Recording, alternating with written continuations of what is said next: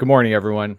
Mike's MMA Picks here, back with you again for an abridged version of this morning's UFC Paris Fight Morning Breakdown show. We have 11 fights on the card, only 5 of which are currently favored to end inside the distance. But before we get into things, I wanted to dedicate this show to the passing of Jimmy Buffett. Jimmy Buffett, somebody who's influenced my life greatly, also my family, my children, their lives. Not just a songwriter, he leaves a tremendous legacy behind and really shaped a lot of the views that I have for this world. And he really did make the world a better place. So grateful to have not only been to many of his concerts, but also eaten at many of his restaurants, and also just been shaped by the culture that he's left us behind. So smooth sailing out there, Jimmy. Thank you.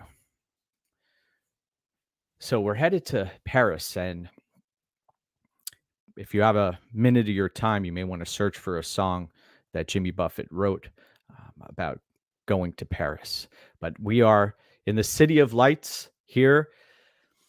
Zara Fairn taking on Jacqueline Cavalcanti. Cavalcanti coming in as a significant favorite here, minus 395, and she's a fighter who has fought at 155 pounds in the PFL. And then you have Fairn on the other side of this fight, who last time out against Josiana Nunes hung in there and fought a valiant effort in the first round. Fairn looked solid on the scales, 140 pounds, was a fighter who came into this bout looking like a changed person on the scales. She has some vibrant energy, but how long can that last here against a fighter in Cavalcanti who is of Portuguese or from Portugal, for that matter? Cavalcanti is an aggressive fighter who's going to look to drain Fairn here, and I believe that she may get this done, but I'm not touching this money line. I think this is way too wide, especially Fairn. I know she's closing in on her 40th birthday, but she's dangerous and dangerous early. So I'm going to be picking Cavalcanti, and I have no action on this bout. Next up, where we have Farid Basharat, one of the Basharat brothers, who's coming in here very tactical in his approach, will not necessarily go for the kill, but he is going to be met with chaos from Clayton Rodriguez.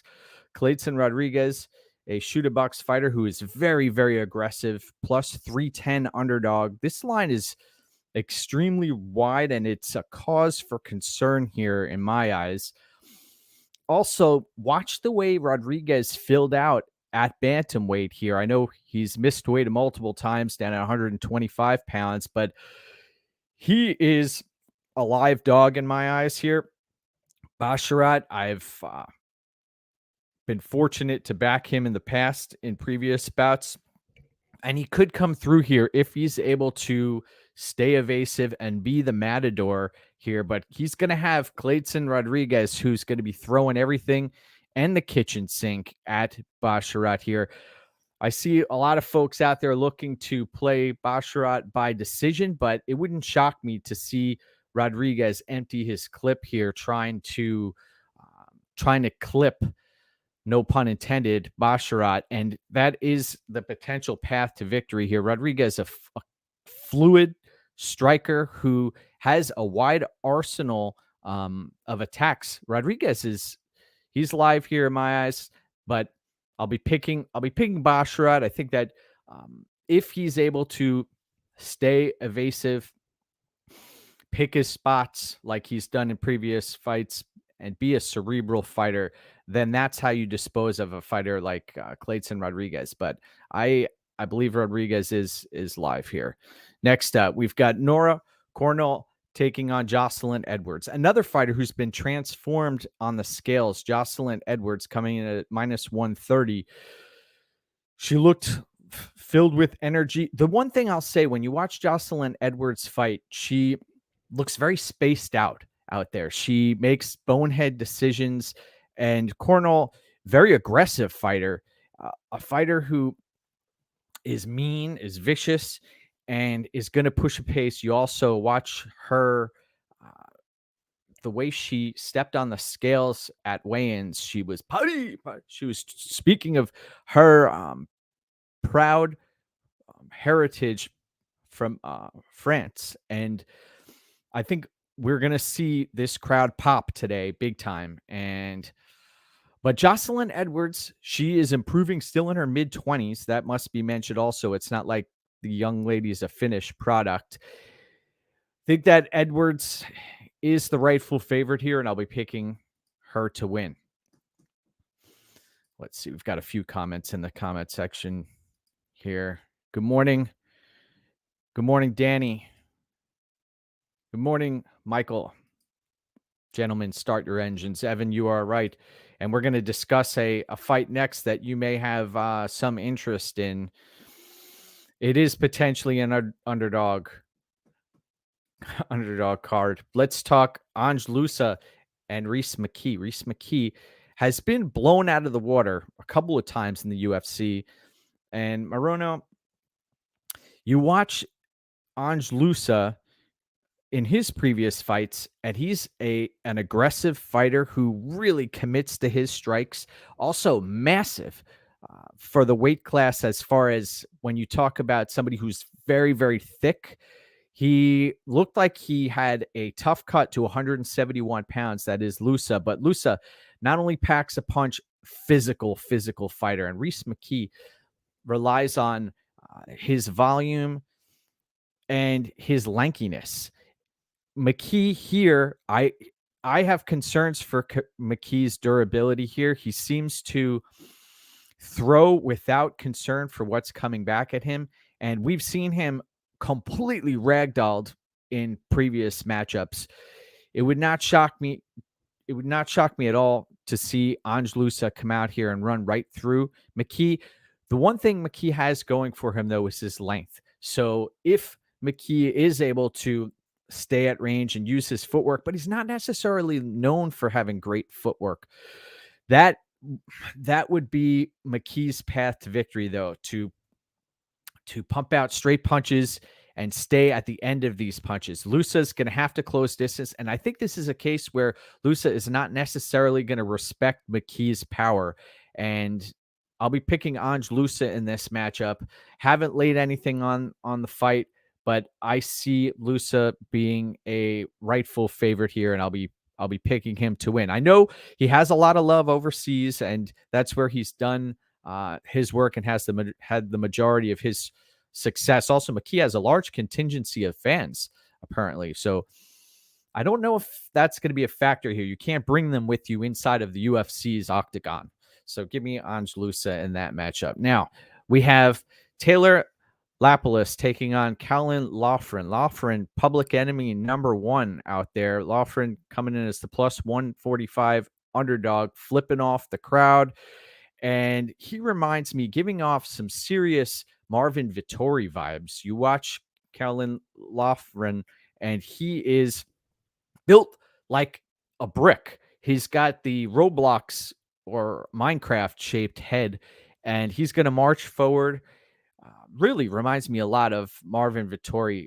Can strike, but he's very, very short for the weight class and doesn't have much reach. I watched a bunch of his fights on the regional scene, Cage Warriors fighter, Loughran, and he has the ability to land. He seems like he's able to land with precision I've seen him landing uppercuts and hooks and crosses and some straight punches as well, but he's going to have to close distance here against Lapilus, who's very fluid. His Lapilus is able to regulate his energy, and I could see Loughran getting picked apart at distance. I'll be picking Lapilus. I think Loughran's going to put up a good fight, though. So this could be a potential upset in the making here, but I'll be picking Lapilus in that matchup. Next up, we have Morgan Shari taking on Manolo Zacchini. Zacchini, a finisher by trade, Italian fighter coming in at plus 270, very aggressive fighter. And Shari, uh, minus 340 French fighter, also very aggressive fighter as well. I think that the fight doesn't go the distance lines are going to be in play here, the inside the distance lines. I'm going to be picking Shari to win this bout, but I have no action on the fight. I recommend if you're going to look for something, look at the unders in this specific bout. I mentioned this morning's an abridged version of the UFC Fight Morning Breakdown show, so I will burn through this card as quickly as we possibly can. We've got William Gomez taking on Yanis Gamori. Gamori coming in as the plus 170 underdog, and you have to wonder, William Gomez, man, he's been fortunate as far as the matchmaking goes so far in his UFC tenure here, fighting low-level competition, but he's somebody who is a bit of a jack of all trades, got solid cardio here, and he's going to be my pick at minus 205. I'm not going to be touching the money line, though. Yanis Gamori coming in on short notice here could come in and cause some problems, but Gomez is going to be the pick. Next up, this is a matchup that I have had on the fridge. Volkan Ozdemir taking on Bogdan Gushkov. Gushkov, as we've seen, willing to get his pad work in on the flights around the globe. Gushkov, very aggressive fighter. Also, if you go onto his Instagram, you see that he received his brown belt in Brazilian Jiu-Jitsu at one point. Ozdemir, what can we say about him? He has fought for a title in the past against Daniel Cormier and has seen better days. Volkan Ozdemir doesn't move his head off the center line. I know he's gone to decision in a bunch of bouts recently, but he's a fighter who can get clipped, and no time lands these very strange, unorthodox short strikes occasionally that will just hit the button, catch the button of his opponents. And both of these fighters are live for a knockout here. Initially, I was contemplating playing Volkan Ozdemir, but I did not. I did not click the button. I believe that the under 2.5 was a solid play in the minus 300s, lower minus 300s here.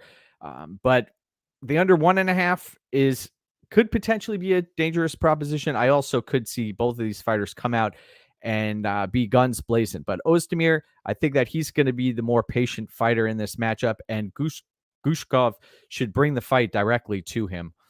So I'll be picking Ozdemir. No play on this fight, other than if I was going to play something, it would be the under 2.5. Give me Ozdemir by finish, by knockout. Gushkov is just very, very aggressive, and I think that's going to come back to haunt him. All right, let's get to these comments here. We have a bunch of comments. Mini Marvin, yes. Clint, good morning. I appreciate you. Remember to pour an ice cold one today for Jimmy Buffett when you have a chance. Let's get to the rest of these fights now. Manon Fiorot against Rose Namajunas. Namajunas moving up to 125 pounds. This is a fight where I think there's potential for an upset here.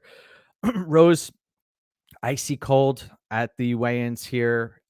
It's a fight that everybody's expecting Fiorot to come out and dominate, and she could potentially do that. She has the power and the kicking ability to keep Namajunas at range, but Namajunas, when she's on, and we've seen her put on tremendous performances against phenomenal competition. Namajunas. Now she's a bit of a head case, as you know. She's dropped the ball on many occasions. You don't know what you're going to get out of her, so that's one of the reasons I recommend being cautious with your bankroll. But if you do want to take a shot on an underdog on this card, Namajunas, I think that she is getting a bit disrespected here. I mean, but we have to consider that Esparza matchup. That is a real red flag. But she's done this before, where she's come out and puts on duds of performances. The Andrade fight, she came out dominant early and then faded late. And Namajunas, she could come out sharp and cause Firo some problems here. I will say that. I know it's up a weight class. I'm going to be picking the underdog Namajunas here. No action on the bout yet, but she is going to be my pick. I know Firo, the physicality of Firo up a weight class against a fighter who has looked flabby and small at 115 pounds. That's a bit of an issue for me here. So that may come into play, but also, man, I just think that Namajunas, sometimes she can rise to the occasion, and she has the skills to win this fight. So give me Namajunas there. Next up, main event of the evening, where we have Cyril Gane taking on Sergey Spivac. Spivac, he has a path to victory here as far as the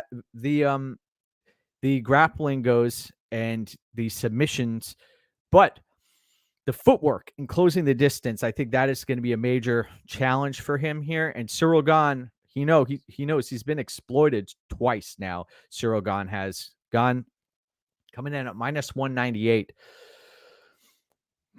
Challenging spot. We've seen Cyril Gane's takedown defense falter in big spots against even fighters who aren't necessarily known for being proficient grapplers. I mean, you have Francis Ngannou landing takedowns on you. That was a concern. And also, how much has he leveled up in a matter of months here? And he's taking on Spivac, who's, one thing I will say about him, he can grind. He can grind, and he can be relentless in pursuit of takedowns. And Gane is not necessarily known as the one-shot power striker here. I'll be picking Cyril Gane. I think that this is another situation where footwork is going to be the difference maker here. Thank you, Evan. Appreciate you. Best to you on this Labor Day weekend as well.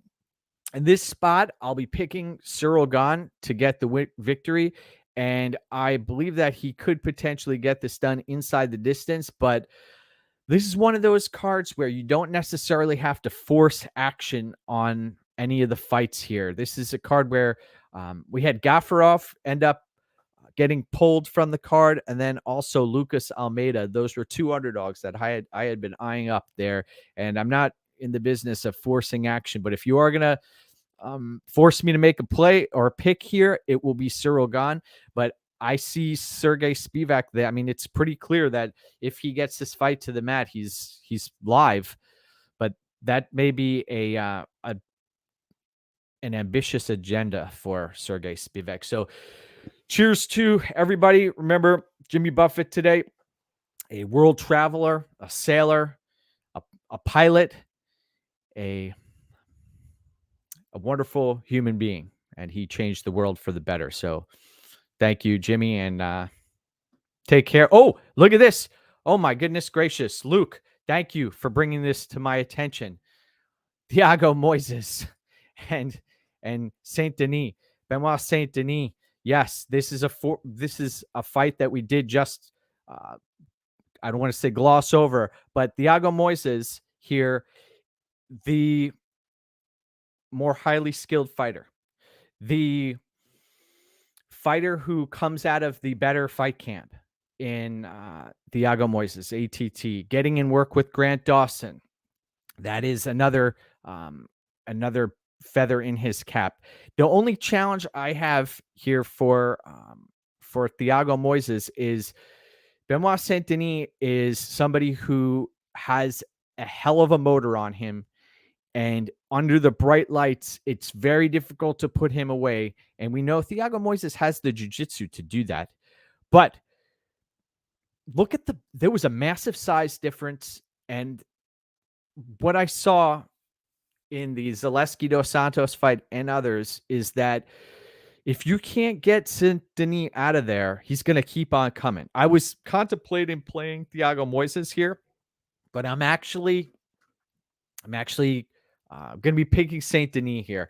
The more tape I watch, and when I consider the the environment that this bout is taking place in, the frothing of the crowd,